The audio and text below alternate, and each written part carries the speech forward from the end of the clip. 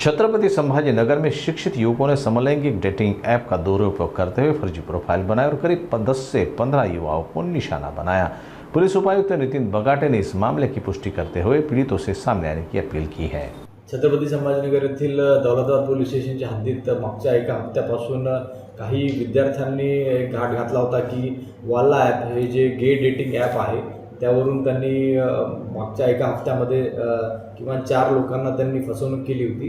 Gay dating ॲपवर ते हे 3 विद्यार्थी जे होते ते चॅटिंग करायचे लोकांसोबत आणि मग त्यांना दौलताबादच्या हद्दीमध्ये निर्जन स्थळी बोलून त्यांच्याकडून त्यांना भीती दाखवून त्यांना बदनाम करण्याची धमकी देऊन त्यांना मारहाण करून त्यांच्याकडून पैसे लुटत होते व इतर साहित्य त्यांच्याकडून काढून घेत होते। परवाच्या दिवशी दौलताबाद पोलीस स्टेशनला येऊन त्यांनी त्यासंबंधी फिर्याद आमच्याकडे दिलेली आहे।